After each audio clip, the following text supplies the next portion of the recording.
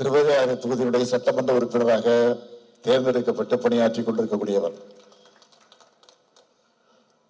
இருந்தாலும் அவர் எம்எல்ஏ என்று சொல்வதை விட திருவேற்காடு துறைன்னு சொன்னால் அது மிக பொருத்தமாக இருக்கும். ஆக மக்கள் செல்வாக்கை தொடர்ந்து பெற்று அவர் சிறப்பான பணியாற்றி கொண்டிருக்கக்கூடியவர். அவருடைய குடும்பத்திற்கு மட்டுமல்ல, இந்த கழகத்திற்கும் பெருமை சேர்த்துக் கொண்டிருக்கக்கூடியவர். ஆக மிக சிறப்பாக பணியாற்றி தனிப்பட்ட தனக்கு மட்டும் நல்ல பேரை வாங்கிக் கொள்வோம் என்று என்ன கொள்ளாமல் கழகத்திற்கும் நல்ல பேரை வாங்கித் தர வேண்டும் என்று பணியாற்றி கொண்டிருக்கக்கூடிய ஒரு ஆற்றல் மிக்க சிறந்த செயல் வீரர் நம்முடைய துரை சந்திரசேகர்.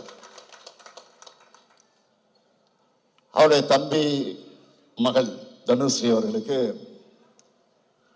நம்முடைய மாநில அரசினுடைய கூடுதல் தலைமை வழக்கறிஞர் வீரகதிரனுடைய மகனுக்கு இன்றைக்கு சம்பந்தம் பேசி இந்த விழாவை நடத்தி கொண்டிருக்கிறோம். மாணவராக இருந்த காலத்திலேயே கழகத்துடைய கவலராக இருந்து வளர்த்தவர் தான் நம்முடைய வீரகதிரவன் அவர்கள். மதுரை உயர்நீதிமன்ற கிளையில தன்னுடைய வாத திறமையாலும் தன்னுடைய சட்ட அறிவாலும் கழகத்திற்கு துணை நின்றவர் நம்முடைய வீரகதிரவன் அவர்கள்.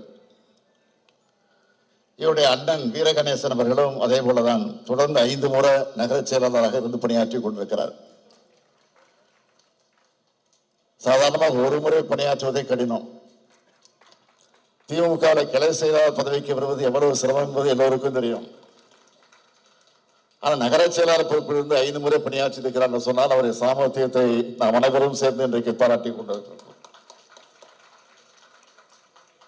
நானும் அவரை பல ஆண்டுகளாக பார்த்துக் கொண்டிருக்கிறேன். எந்த எதிர்பார்ப்பும் இல்லாமல் கழகத்திற்காக உழைக்கக்கூடியவர்.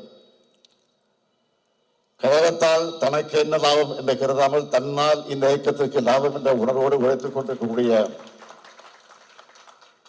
அந்த குடும்பத்தில் இன்றைக்கு நடைபெறக்கூடிய திருமணம் நடந்து கொண்டிருக்கிறது. ஒவ்வொரு மனவிழாவிலும் நான் மறக்காமல் சொல்வது உண்டு. என்னன்னு கேட்டீங்கன்னா, நடந்திருக்கக்கூடிய இந்த திருமணம் ஒரு சீர்திருத்த திருமணமாக நடந்திருக்கு. இது போன்ற ஒரு சீர்திருத்த திருமணம் 1967க்கு முன்பு நடைபெறும் என்று சொன்னால் அந்த திருமணம் சட்டப்படி செல்லுபடியாக அங்கீகாரத்தை அன்றைக்கு நாம் பெற்றிருக்கவில்லை. ஆனால் 67ஆம் ஆண்டு தமிழ்நாட்டில் நடைபெற்ற தேர்தலில் திராவிட முன்னேற்ற கழகம் வெற்றி பெற்று அறிஞர் அண்ணா முதலமைச்சராக பொறுப்பேற்றுக் கொண்டு முதலமைச்சராக சட்டமன்றத்துக்குள்ளே நுழைந்து அண்ணா அவர்கள் முதல் தீர்மானமாக கொண்டு வந்து நிறைவேற்றிய தீர்மானம் என்ன என்று கேட்டால், சீர்திருத்த திருமணங்கள் அனைத்தும் சட்டப்படி செல்லுபடியாக என்ற தீர்மானத்தை கொண்டு வந்து நிறைவேற்றினார். ஆகவே இன்றைக்கு நடைபெற்றிருக்கக்கூடிய திருமணம் சட்டப்படி முறைப்படி செல்லுபடியாக அங்கீகாரத்தோடு நடந்தேறி இருக்கிறது. 67 தான் அதற்கு முதல் அங்கீகாரம் கிடைத்தது. ஆக அப்படிப்பட்ட முறைகளை நடைபெறக்கூடிய திருமணம் நாமெல்லாம் மகிழ்த்தக்கக்கூடிய வகையில இந்த திருமணம் வந்திருக்கிறது.